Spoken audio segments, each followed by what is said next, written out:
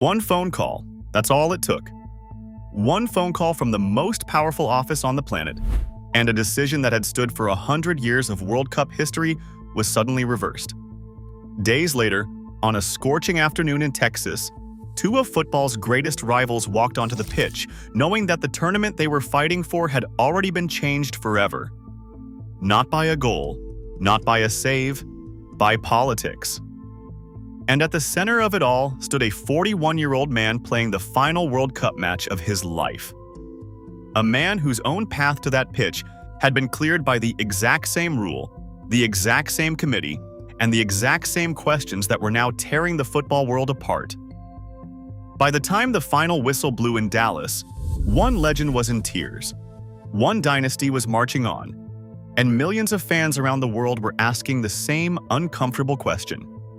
Is the World Cup rigged? In this video, we break down every controversy surrounding Portugal versus Spain at the 2026 World Cup. The mysterious rule buried in FIFA's disciplinary code that saved Cristiano Ronaldo from missing the tournament's opening match. The ghost touch that no camera could see, detected only by a sensor hidden inside the ball, that sent Croatia home and Portugal through. The referee, with one of the most controversial track records in modern football, handed the biggest match of the round. The penalty appeal that had all of Portugal screaming at their screens, and the phone call from the White House that blew the lid off everything, forcing UEFA to accuse FIFA of crossing a red line and leaving fans wondering whether the beautiful game is still decided on the pitch at all. And by the end, we'll weigh all the evidence and answer the question directly. Because the truth about whether this World Cup is rigged is more complicated and more troubling than either side of the argument wants to admit. But before we get to any of that, you need to understand what this match meant. Because this wasn't just another round of 16 tie. July 6, 2026. Dallas Stadium in Arlington, Texas. Portugal against Spain. The Iberian Derby, transplanted onto American soil with a World Cup quarterfinal on the line. On one side, the reigning European champions, a Spanish side that had glided through the tournament without conceding a single goal, powered by the teenage brilliance of Lamine Yamal and the midfield control of Rodri. On the other side, Portugal, battered, bruised, and carrying the weight of one man's final dream. Cristiano Ronaldo had already confirmed it himself. This would be his last World Cup. The man who had scored in 6 different World Cups, a record no other player in history could touch, was chasing the one trophy that had eluded him across 2 decades of dominance. He was 41 years old. He had 226 international appearances. He had everything except the golden trophy that defines immortality in this sport. 20 years earlier, a teenage Ronaldo had helped drag Portugal to a World Cup semifinal in Germany. Since then, his country had never made it past the quarterfinals. This was the last ride, the final chapter, and standing in the way was the best team in Europe. And the roads the two teams took to Dallas could not have been more different. Spain cruised. They topped their group with wins over Saudi Arabia and Uruguay and a draw with Cape Verde. 5 matches, 5 clean sheets. A machine. Portugal, meanwhile, stumbled and scraped. Second in their group behind 5 points from a win over Uzbekistan and draws with DR Congo and Colombia. Then a chaotic, controversial, nerve-shredding escape against Croatia that we'll get to in a moment, because that match alone deserves its own investigation. The narrative wrote itself. Youth against experience. The machine against the miracle. A team that had never trailed in the tournament against a man running out of time. But underneath the fairy tale, something else was brewing. Because Ronaldo should not have been on that pitch at all. At least not according to the rules as everyone understood them. And that brings us to the first controversy, the elbow that should have ended everything before it began. November 13th, 2025. Dublin, Ireland. Portugal are losing a World Cup qualifier 2-0, and Cristiano Ronaldo is frustrated. In a moment that would be replayed millions of times around the world, Ronaldo swings his arm and catches Ireland defender Dara O'Shea in the back with his elbow. The referee reviews it, Direct red card. The first red card of Ronaldo's entire international career in his 226th appearance for his country. Now, here's where it gets serious. Under FIFA's disciplinary code, violent conduct carries a mandatory 3-match ban. Everyone in football knew what that meant.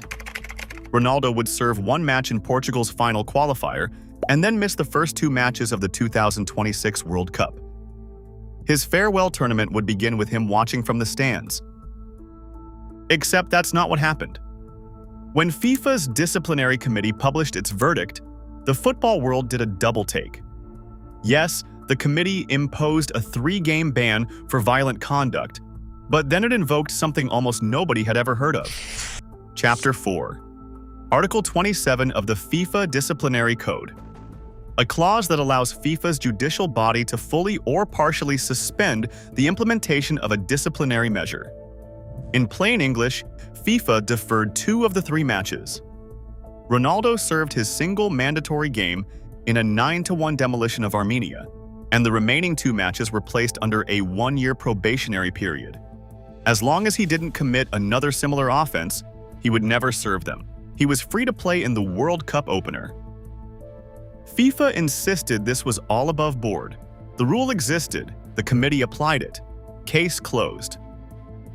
And technically, they were right. Article 27 states that a judicial body may fully or partially suspend a disciplinary measure, and that if the player commits another offense of similar nature and gravity during the probationary period, the suspension is revoked and the original punishment enforced on top of any new sanction. It's essentially a suspended sentence, the kind of mechanism you'd find in a criminal courtroom, transplanted into football's rulebook.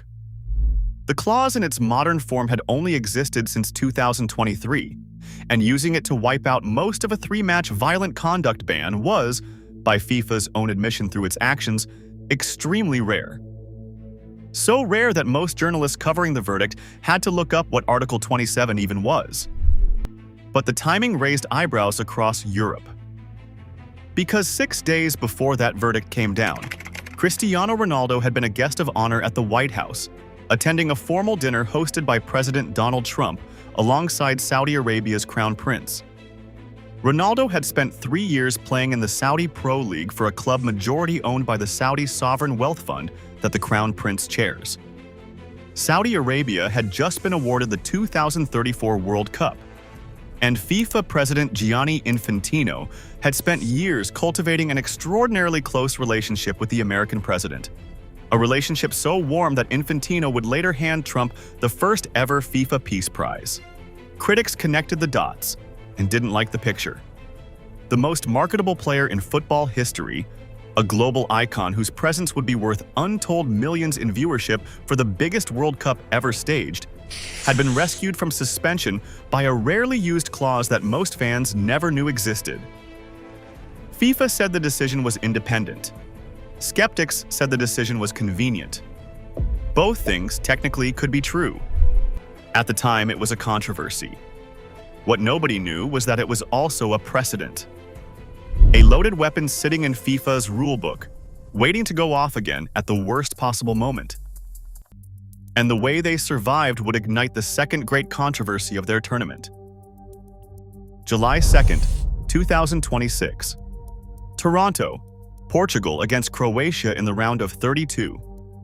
What unfolded that night was one of the wildest knockout matches in recent World Cup memory, and it ended in a way that left an entire nation convinced they had been robbed. Ivan Perisic gave Croatia the lead early in the second half.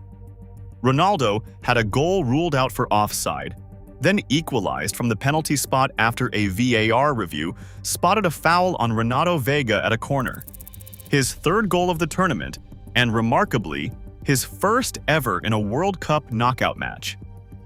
Then, 4 minutes into stoppage time, Goncalo Ramos headed Portugal in front. 2-1. Surely over, it wasn't. Croatia poured forward, and 12 minutes into stoppage time, the 103rd minute of the match, the ball dropped in the Portugal box and fell perfectly for Josko Gvardiol, who slid it home. Delirium.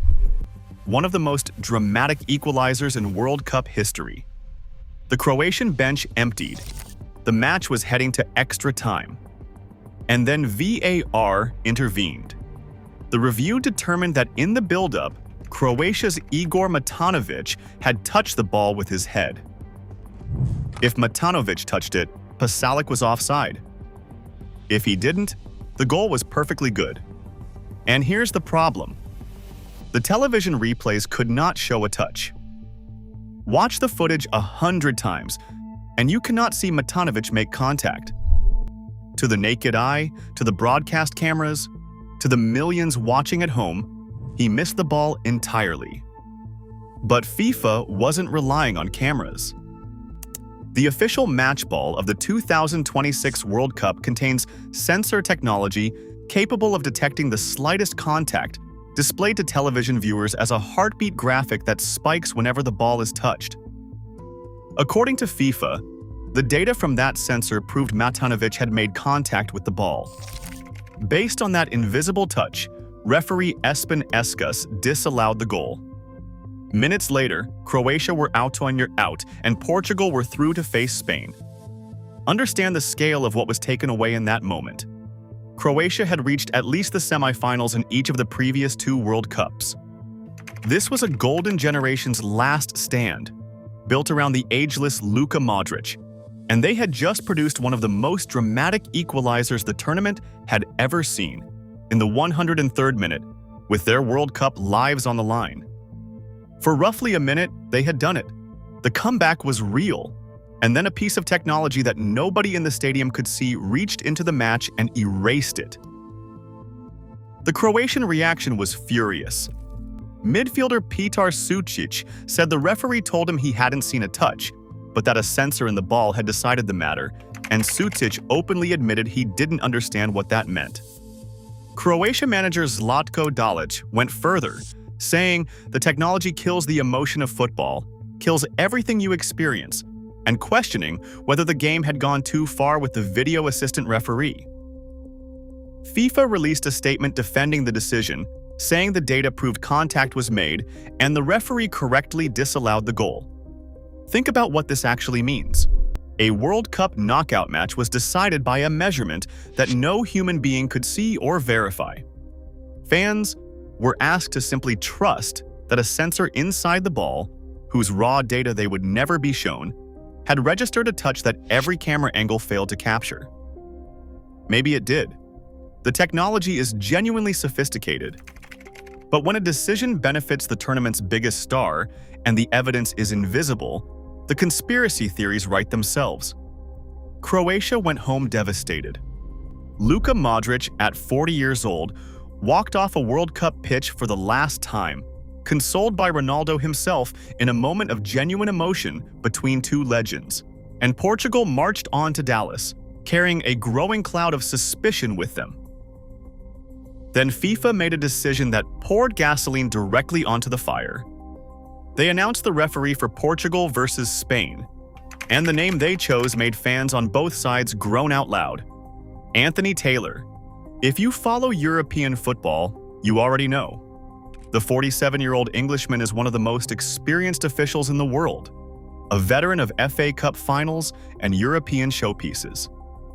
He is also, by a wide margin, one of the most controversial referees of his generation. This is the man whose decision not to award Germany a penalty for Marc Cucurella's handball against Spain at Euro 2024 became one of the most debated calls of the entire tournament, a call that UEFA's own referees committee later admitted was an error.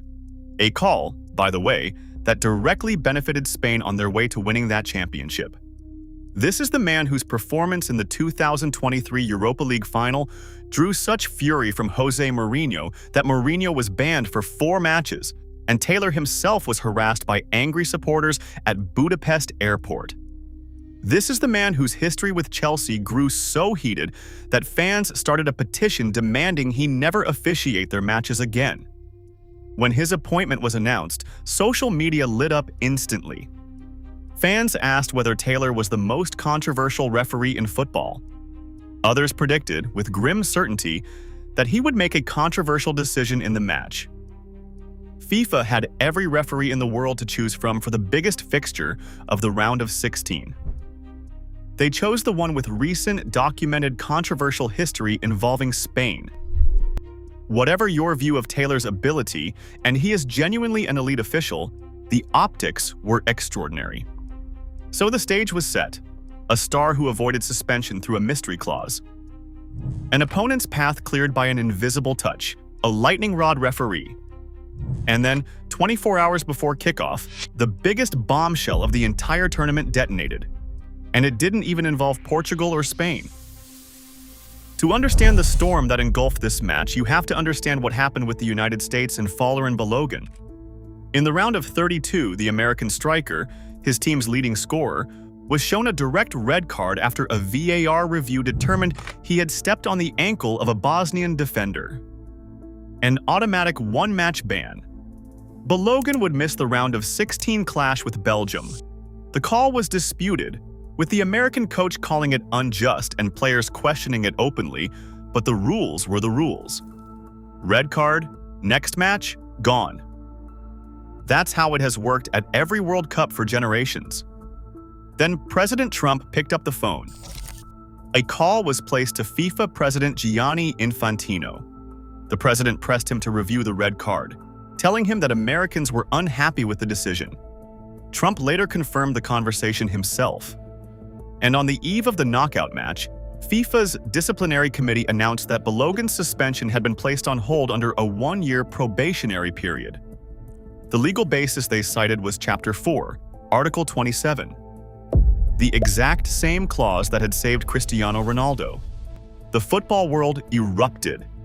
UEFA released a blistering statement expressing disbelief at what it called an unprecedented, incomprehensible, and unjustifiable decision, declaring that FIFA had crossed a red line.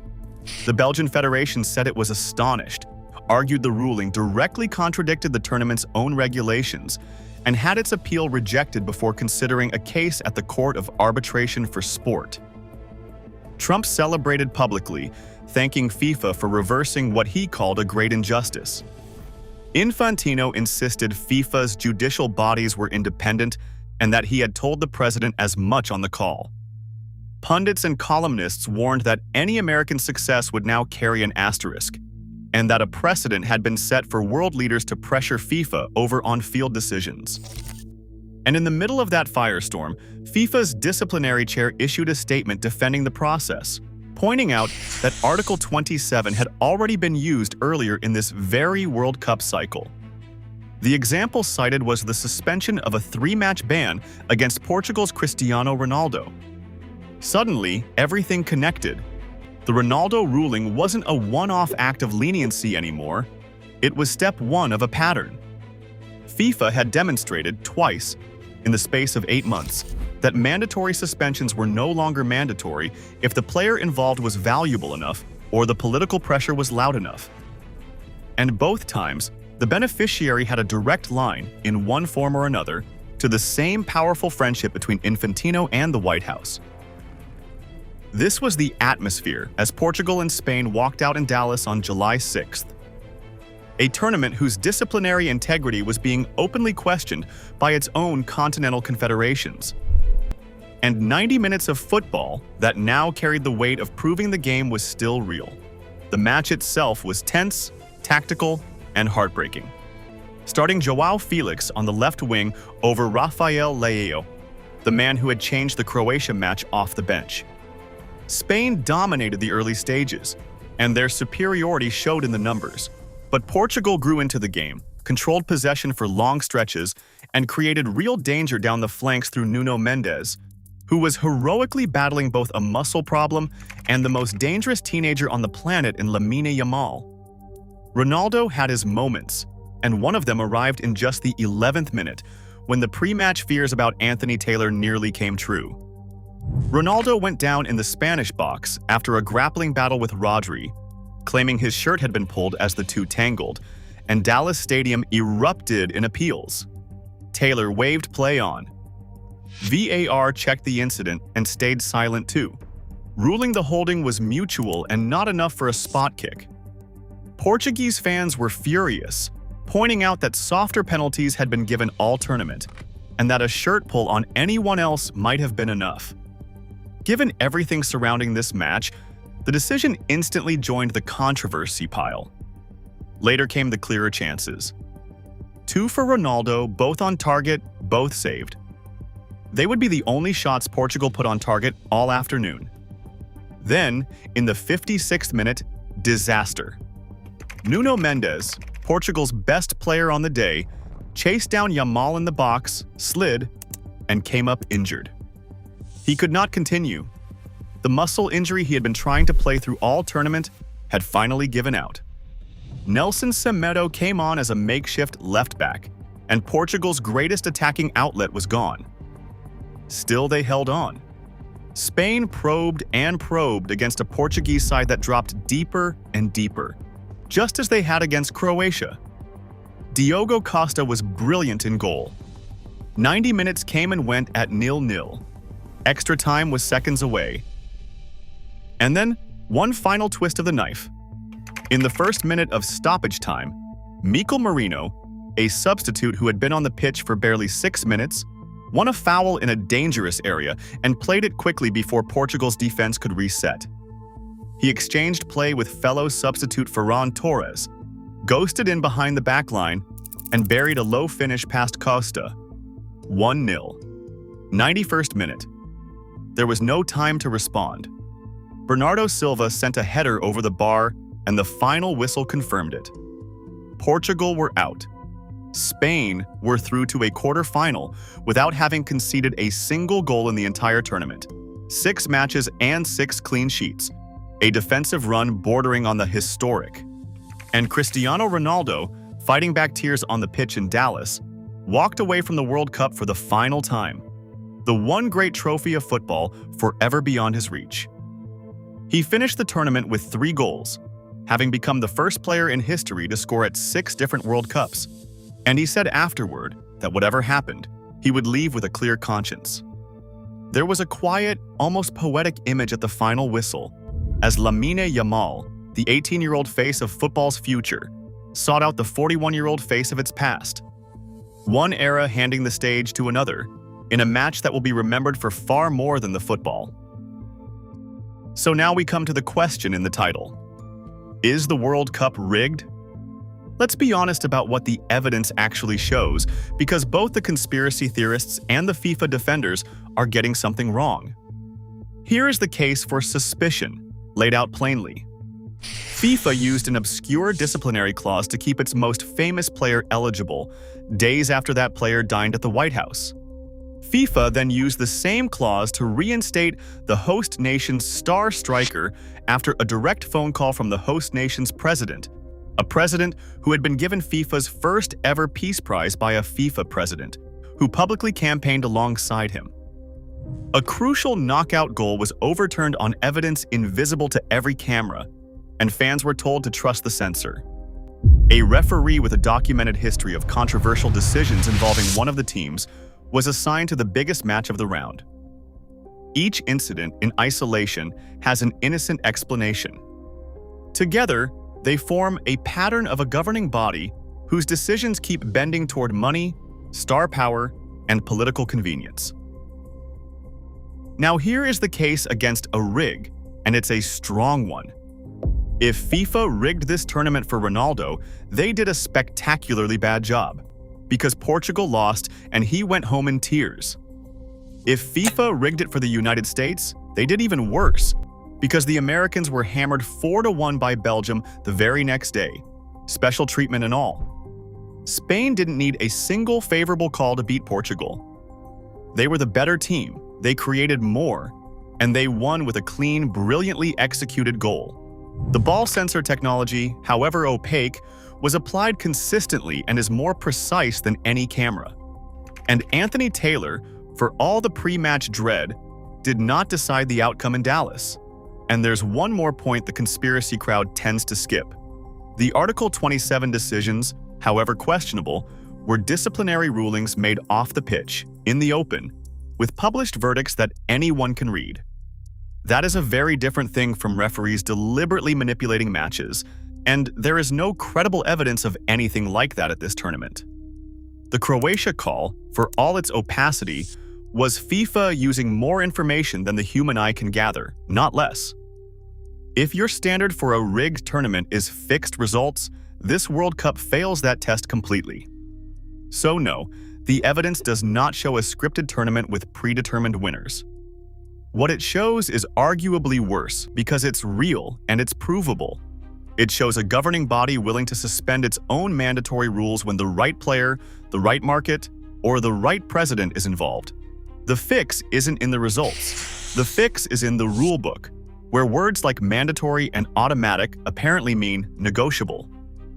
Once fans learn that a suspension can vanish with a phone call, every close decision becomes suspect. Every invisible touch becomes a cover story. Every referee appointment becomes a message. FIFA hasn't rigged the World Cup. FIFA has done something more corrosive. It has made rigging believable. And that is the true controversy of Portugal versus Spain in 2026. Not the result, not even the heartbreak of Ronaldo's final bow. It's that the greatest tournament on earth reached its biggest rivalry match with millions of fans, no longer sure whether what they were watching was entirely on the level. Spain move on, chasing a place in history as champions of Europe and the world. Portugal go home wondering what might have been if Nuno Mendes had stayed healthy and 2 clear chances had gone in. And FIFA moves forward with a precedent it can never take back, knowing that the next time a superstar sees red or a president picks up the phone, the whole world will be watching to see whose rules apply. The final whistle in Dallas ended a match. It didn't end the questions. Those are only getting louder. Like and subscribe for more hard-hitting football documentaries. Until next time.